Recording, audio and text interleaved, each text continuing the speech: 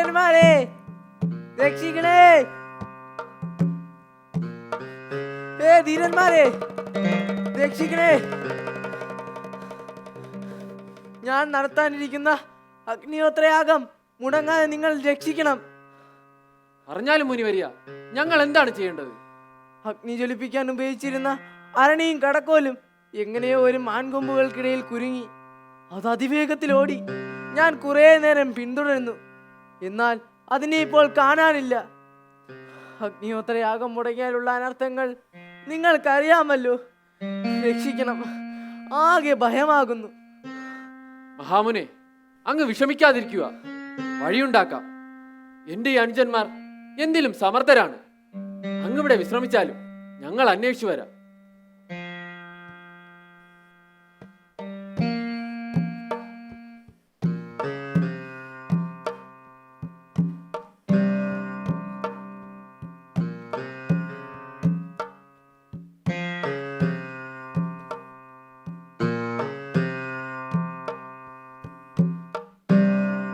ജ്യേഷ്ഠ,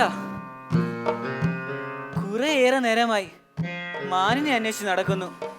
ഇതുവരെ കണ്ടെത്താനായില്ല.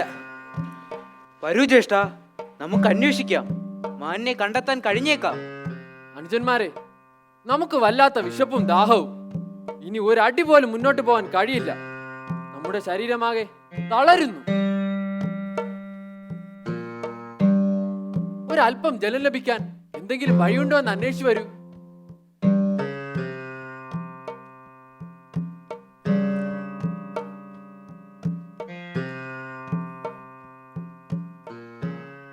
ജ്യേഷ്ഠ, കിളികളുടെ ശബ്ദം കേൾക്കാം. മന്ദമാരുതന് തണുപ്പിന്റെ അംശവും. അടുത്തെവിടെയോ ഒരു ജലാശയം ഉണ്ടെന്ന് തോന്നുന്നു.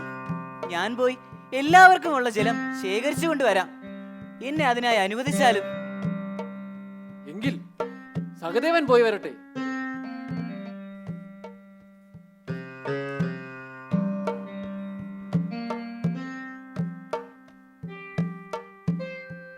അതാ മാനിന്റെ കാൽപ്പാടുകൾ. നമുക്കിത് പിന്തുടരാം.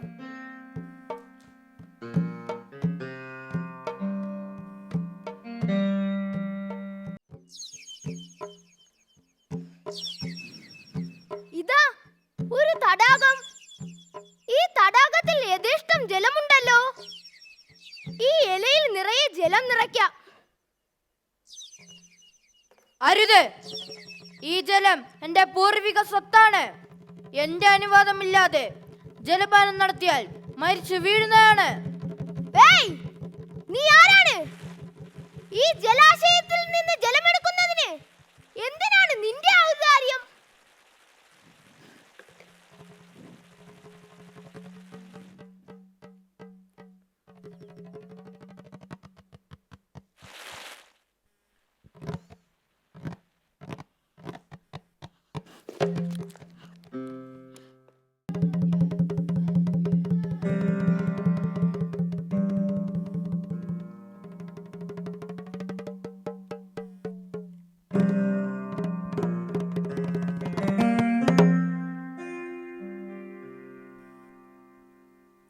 നകുല, സഹദേവ, നിങ്ങൾ എവിടെയാണ്?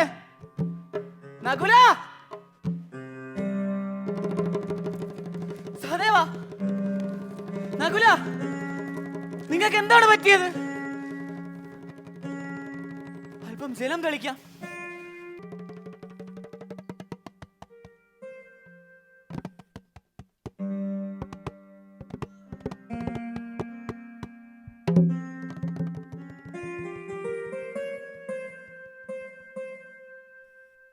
അർജുന, നകുല, സഹദേവ, നിങ്ങൾ എവിടെയാണ്?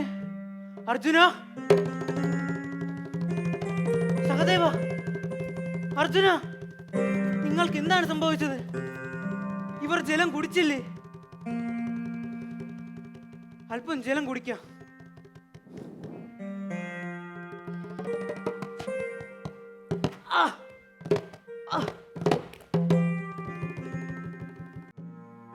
അർജുന, ഭീമ, സഹദേവ, നകുല, വനത്തിൽ ജലമെടുക്കാൻ വന്ന നിങ്ങൾക്ക് എന്താണ് സംഭവിച്ചത്? അത്യന്തം ബലവാന്മാരായ ഇവരെ എതിർക്കുവാൻ യമനല്ലാതെ മറ്റാർക്ക് കഴിയും? അഹങ്കാരികൾ, എന്റെ ചോദ്യങ്ങൾക്ക് ഉത്തരം നൽകാതെ ജലപാനം നടത്തിയതിന്റെ ശിക്ഷയാണിത്. മറഞ്ഞിരിക്കുന്ന അങ്ങ് ആരാണ്? അതറിയാൻ നമുക്ക് ആഗ്രഹമുണ്ട്. നാം ഈ തടാകത്തിന്റെ അധിപനാണ്. എന്റെ ചോദ്യങ്ങൾക്ക് ഉത്തരം നൽകിയതിനു ശേഷം ജലപാനം നടത്തിക്കൊള്ളൂ, ഇല്ലെങ്കിൽ നിന്റെ മരണം സുനിശ്ചിതം. എന്റെ ബുദ്ധിക്ക് അനുസൃതമായി ഞാൻ ഉത്തരം നൽകാം. ചോദിച്ചുകൊള്ളൂ. ആദിത്യനെ വഹിക്കുന്നതെന്ത്? അവനോടൊപ്പം സഞ്ചരിക്കുന്നതും ആരാണ്? ആദിത്യനെ വഹിക്കുന്നത് ബ്രഹ്മമാണ്. ദേവന്മാരാണ് അവന്റെ അനുചാരികൾ. കൃഷിക്കാർക്ക് ശ്രേഷ്ഠമായ എന്താണ്? അവർക്ക് പ്രാധാന്യമുള്ളതും എന്താണ്? കൃഷിക്കാർക്ക് ശ്രേഷ്ഠം മഴയാണ്. അവർക്ക് പ്രാധാന്യം വിത്തുമാണ്. ഭൂമിയേക്കാൾ ഭാരമുള്ളത് ആർക്കാണ്? വായുവിനേക്കാൾ വേഗതയുള്ളതും ആർക്കാണ്? ആകാശത്തെക്കാൾ ഉയരമുള്ളതും ആർക്കാണ്? ഭൂമിയേക്കാൾ ഭാരമേറിയത് മാതാവിനാണ്. ആകാശത്തേക്കാൾ ഉയരമേറിയത് പിതാവിനും. വായുവിനേക്കാൾ വേഗതയേറിയത് മനസ്സിനുമാണ്. എല്ലാ വിധത്തിലും ഒരു ഉത്തമ പുരുഷനാരാണ്? യാതൊരുവനാണോ പ്രിയം അപ്രിയം, സുഖം ദുഃഖം, വരാനിരിക്കുന്നതിനെയും കഴിഞ്ഞുപോയതിനെയും സമമായി കാണുന്നത്, അവനാണ് എല്ലാവിധത്തിലും ഉത്തമനായ പുരുഷൻ. താങ്കൾ സർവ്വതിനെയും കുറിച്ച് നല്ല വ്യാഖ്യാനം നൽകി. ആയതിനാൽ ആവശ്യം പോലെ ജലം ശേഖരിക്കാം. പിന്നെ നിന്റെ സഹോദരന്മാരിൽ ഒരാൾ ജീവിക്കട്ടെ. പറയൂ, നിനക്ക് ആരെയാണ് വേണ്ടത്? ഇവരെല്ലാവരും എനിക്ക് പ്രിയപ്പെട്ടവരാണ്. എങ്കിലും മാതൃമാതാവിന്റെ സീമന്തപുത്രൻ നകുലൻ ജീവിക്കട്ടെ. ഭീമൻ നിനക്ക് പ്രിയപ്പെട്ടവൻ, അർജുനൻ നിങ്ങൾക്കെല്ലാവർക്കും ആശ്രയവും.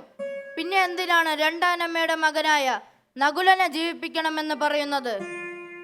ഓരോ അമ്മമാരുടെയും ഓരോ മക്കൾ വീതം ജീവിക്കണം. അതാണ് ധർമ്മം. ഞാൻ ധർമ്മത്തിൽ അടിയുറച്ച് വിശ്വസിക്കുന്നു. നീ ജീവകാരുണ്യത്തെ പരമധർമ്മമായി കാണുന്നത് കൊണ്ട് അല്ലയെ ഉത്തമനായ യുധിഷ്ഠിര, നിന്റെ എല്ലാ സഹോദരങ്ങളും ജീവിക്കട്ടെ. അങ്ങയുടെ മഹാമനസ്കതയ്ക്ക് നന്ദി. ധീരാതിധീരന്മാരെ, ഒരു സ്വപ്നത്തിൽ നിന്ന് ഉണരുന്നത് പോലെ ഉണരൂ.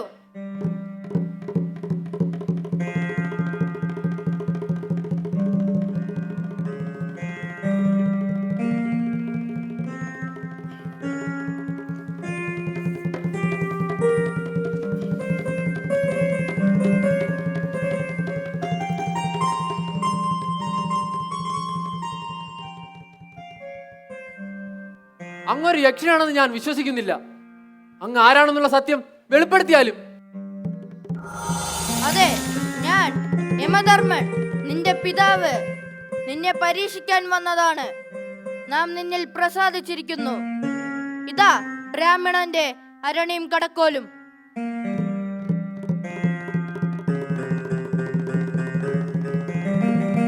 നിങ്ങളുടെ അടുത്ത അജ്ഞാതവാസം വിരാട രാജധാനിയിലാവട്ടെ. എല്ലാ മംഗളങ്ങളും ഭവിക്കട്ടെ.